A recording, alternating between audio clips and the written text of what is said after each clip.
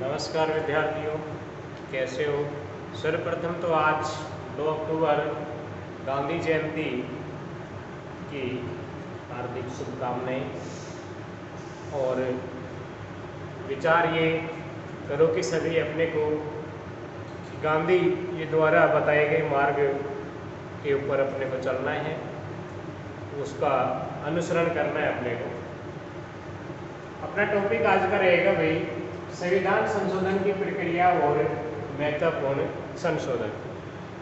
संविधान जो संशोधन है उसकी प्रक्रिया और इसके अंदर जो मोस्ट इम्पोर्टेंट जो अपने सिलेबस के अकॉर्डिंग है कि कौन कौन से संविधान संशोधन हुए हैं और उनमें क्या बातें जोड़ी गई हैं, क्या बातें हटाई गई हैं, इन सब का अध्ययन अपन करेंगे।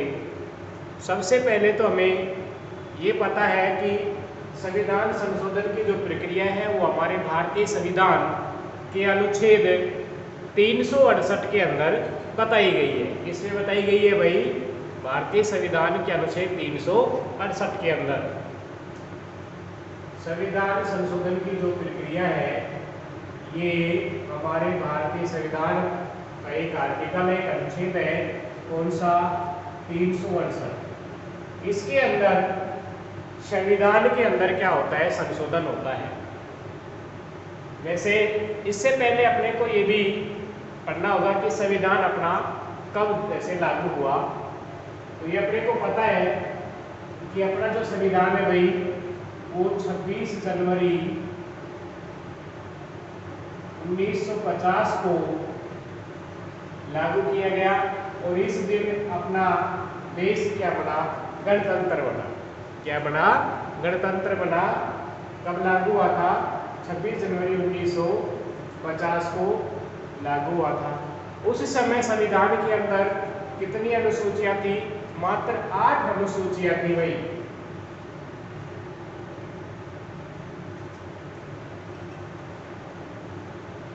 और 395 अनुच्छेद थे।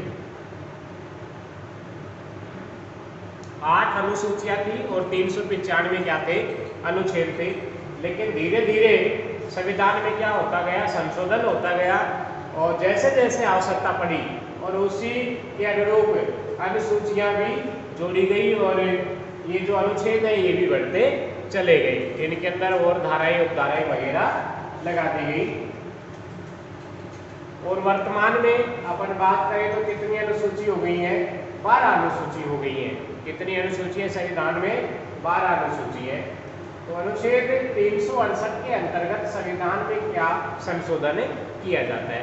अब संशोधन तो होता है लेकिन इसकी भी कितनी प्रक्रिया है? 3 प्रक्रियाएं हैं संविधान संशोधन की।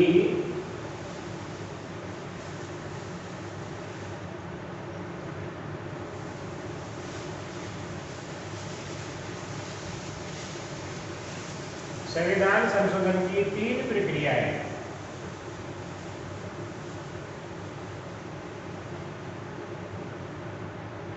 कितनी प्रक्रिया है भाई? 3 प्रक्रिया है। कौन कौन सी है? एक तो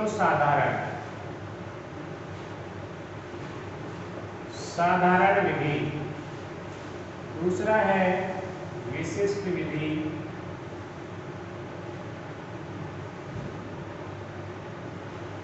तीसरा है संसद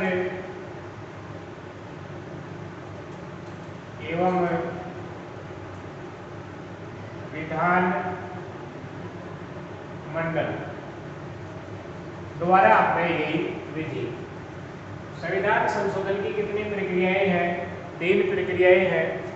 वैसे अनुच्छेद 368 में कहा गया है, बताया गया है कि हमारा जो संविधान है वो ना तो इंग्लैंड की तरह लचीला है और ना ही अमेरिका की तरह क्या है? कठोर है।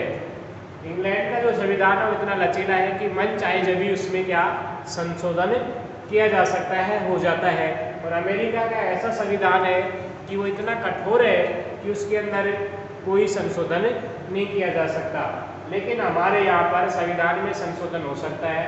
इसलिए अनुच्छेद 368 में ये बताया गया था कि भाई न तो ये इंग्लैंड की तरह लचीला है और ना ही अमेरिका के संविधान की तरह क्या है? ये कठोर है।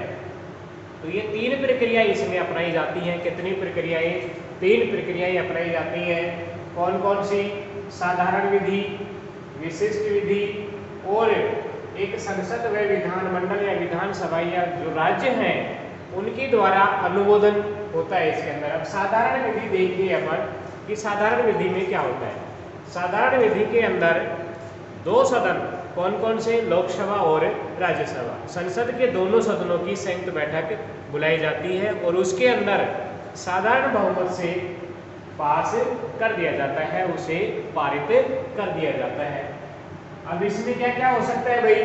इसके अंदर राज्य के जो क्षेत्र है, राज्य की जो सीमाएं हैं और यदि उनके नाम में कोई परिवर्तन करना है या द्वितीय सदन जो जैसे राज्यों के अंदर गठन करना है, उनकी समाप्ति करनी है या नागरिकता से संबंधित कोई भी मामला है या फिर अनुसूचित क्षेत्रों से संबंधित जो मामले हैं वो किससे? वो साधारण विधि से ही हो जाते हैं। साधारण विधि द्वारा, साधारण बहुमत से।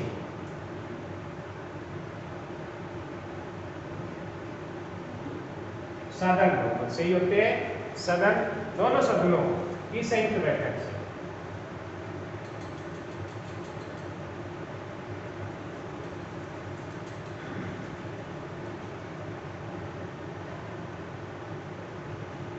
दोनों सदनों की संयुक्त बैठक यानी लोकसभा और राज्यसभा दोनों सदनों की संयुक्त बैठक में साधारण बहुमत के द्वारा ही साधारण विधि से इसे पारित कर दिया जाता है, संविधान में संशोधन हो जाता है। एक तो ये विधि है भाई। इसमें क्या क्या बताया गया है कि राज्य क्षेत्र, राज्य की सीमाएं जो हैं, नाम में कोई परिवर्तन करना है या नया राज्य को गठन करना है या उसकी समाप्ति करनी है या फिर अनुसूचित क्षेत्रों से संबंधित जो मामले हैं या नागरिकता से संबंधित जो भी मामले हैं उनके अंदर साधारण विधि के द्वारा यानी साधारण बहुमत से दोनों सदनों की संयुक्त बैठक बुला करके और फिर उसके अंदर संशोधन की प्रक्रिया की जाती है। अब दूसरी है अपनी विशिष्ट विधि। विशिष्ट विधि में क्या होता है कि संसद के जो दोनों सदन होते हैं भाई, लोकसभा और राज्यसभा, उसके अंदर उपस्थित जो सदस्य हैं, उपस्थित सदस्यों में भी कितना? 2/3 बहुमत से, कितने बहुमत से? 2/3 बहुमत से वो संशोधन की प्रक्रिया की जाती है। कितने पक्ष में आने चाहिए? 2/3 आने चाहिए उसके अंदर। और इसमें क्या आता है? जैसे मौलिक अधिकार है अपने और नीति निषेध तत्व हैं, इनसे संबंधित जो मामला है उसके ऊपर अपने को यदि कोई संशोधन करना है तो वो किस में आएगा? वो विशिष्ट विधि में आएगा। और विशिष्ट विधि में क्या होता है कि संसद के जो दोनों सदन हैं उनके अंदर कितना? 2/3 बहुमत से, एक तो साधारण से ही हो जाता है और एक 2/3 बहुमत से होता है। एक संसद एवं विधानमंडलों के द्वारा, यानी संसद के अंदर भी कितना? संसद में दोनों सदनों के द्वारा 2/3 बहुमत से वो पारित होना चाहिए।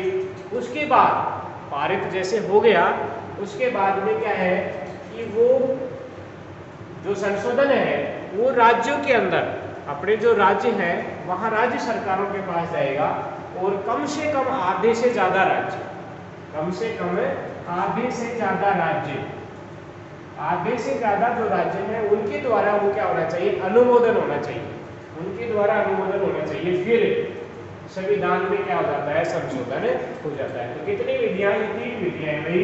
साधारण विधि है, विशिष्ट विधि है, संसद एवं विधानमंडल के द्वारा, यानी संसद ने तो पास कर दिया, संसद द्वारा पारित कर दिया जाता है, बट लेकिन फिर राज्य जो है तो राज्य की सरकारों के पास उस संशोधन को भेजा जाता है और वो फिर उसमें ये है प्रक्रिया कि कम से कम आधे से ज़्यादा राज्य, जैसे अपने भारत में अब कितने राज्य हैं? वर्तमान में 28 राज्य हैं, 29 नहीं है, कितने हैं? 28 हैं। 29वां जो राज्य था कौन सा? जम्मू और कश्मीर। उस राज्य के 2 टुकड़े कर दिए और क्या बना दिया? उसे संघ शासित क्षेत्र बना दिया, यानी केंद्र शासित प्रदेश बना दिए। इसलिए केंद्र शासित प्रदेशों की संख्या तो क्या बढ़ गई है और राज्यों की संख्या क्या हो गई है? एक कम हो गई है। इसलिए 28 राज्य हैं तो 14 आ गई है आधे राज्यों में, लेकिन इससे ज़्यादा यानी 15 या 16 राज्यों के द्वारा, 15 या 16 राज्यों के द्वारा वो क्या होना चाहिए? अनुमोदन होना चाहिए। तो फिर संविधान संशोधन की जो प्रक्रिया है वो क्या हो जाती है, संपूर्ण हो जाती है। तो ये 3 इसके क्या है, प्रकार हैं। अब देखिए भाई कुछ महत्वपूर्ण जो संशोधन हुए हैं अपने संविधान के अंदर।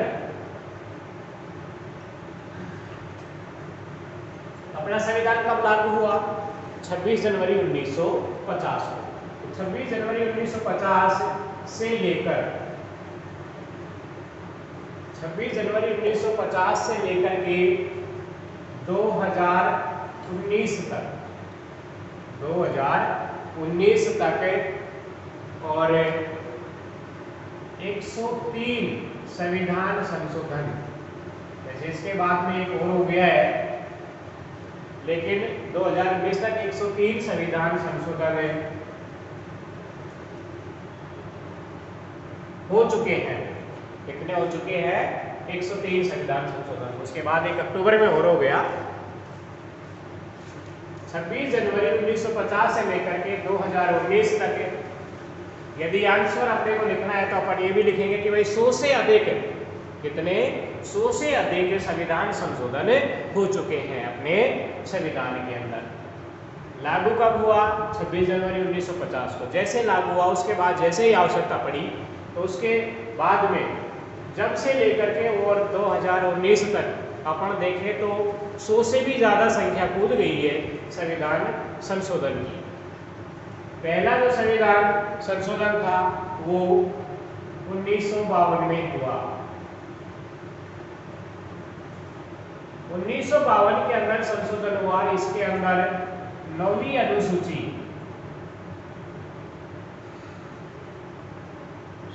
जोड़ी गई। कौन सी अनुसूची जोड़ी गई? वही 9वीं अनुसूची जोड़ी गई। उसके बाद फिर 10वीं अनुसूची जुड़ी, फिर 11वीं जुड़ी, फिर 12वीं जुड़ी। इसलिए वर्तमान में कितनी अनुसूची हो गई हैं? 12 अनुसूचियां हैं। और वैसे 450 से भी ज़्यादा अनुच्छेद बताते हैं, लेकिन राइट जो आंसर आएगा अपना वो क्या आएगा? वो 395 ही होगा। कंपटीशन की बात की जाए तो उसके अंदर 9वीं अनुसूची जोड़ी गई हुई। अब देखिए अपने जो महत्वपूर्ण संशोधन है अपन उसमें पढ़ेंगे क्या क्या।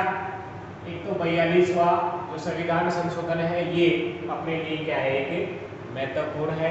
और भाई 42वां जो संविधान संशोधन है ये मिनी संविधान के नाम से भी इसे जाना जाता है। तो 42वां संविधान संशोधन, 42वां संविधान संशोधन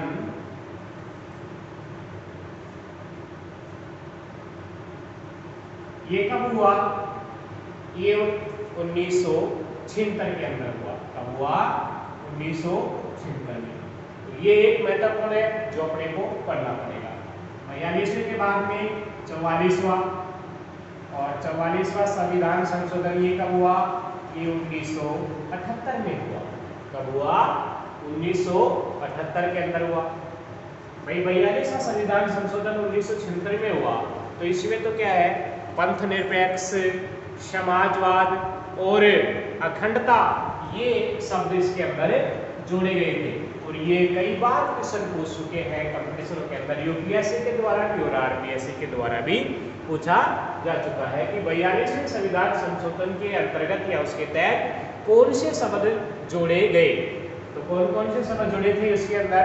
पंथ निरपेक्ष,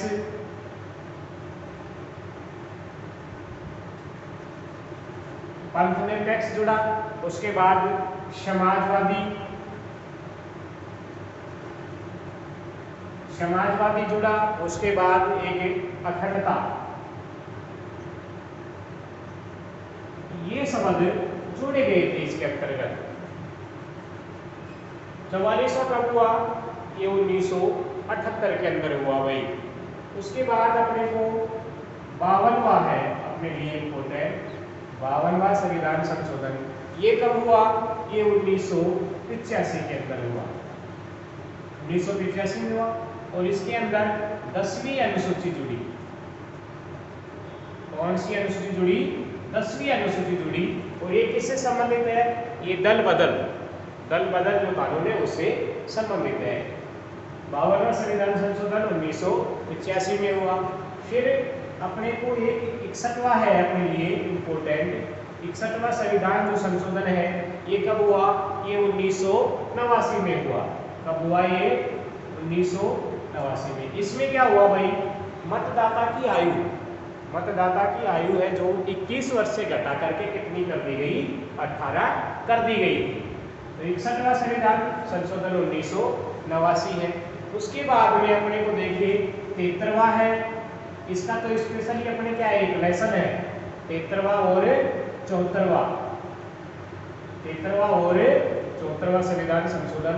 73वां और 74वां ये कब हुए, ये 1992 में हुआ और ये भी 1992 के अंदर ही हुआ। ये पंचायती राज से संबंधित है और ये नगरीय स्वशासन से संबंधित है, नगर पालिकाओं से।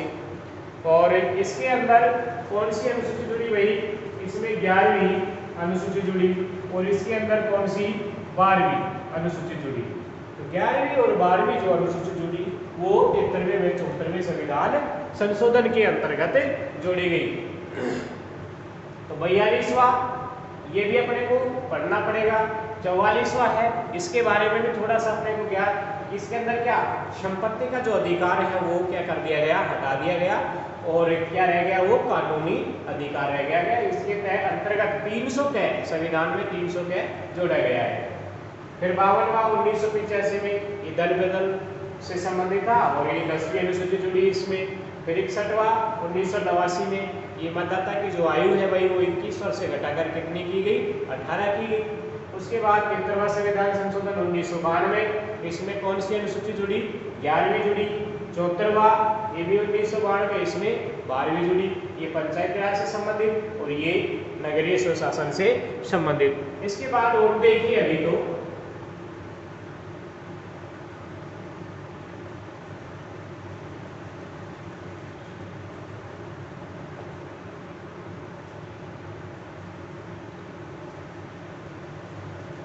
86वां संविधान संशोधन,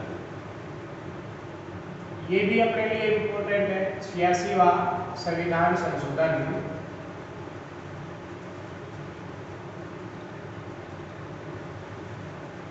ये कब हुआ, ये 2002 के अंदर हुआ। 86वां संविधान संशोधन कब हुआ, 2002 के अंदर। इसमें क्या हुआ, निःशुल्क एवं अनिवार्य शिक्षा से संबंधित, वेरी गुड। और 21 के इसके अंदर जुड़ा। 86वां संविधान संशोधन 2002।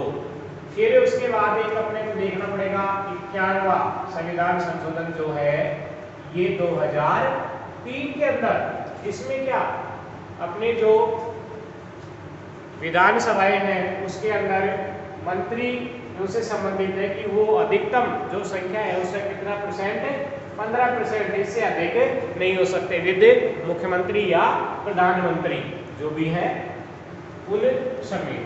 तो 91वां संविधान संशोधन 2003 के अंदर हुआ।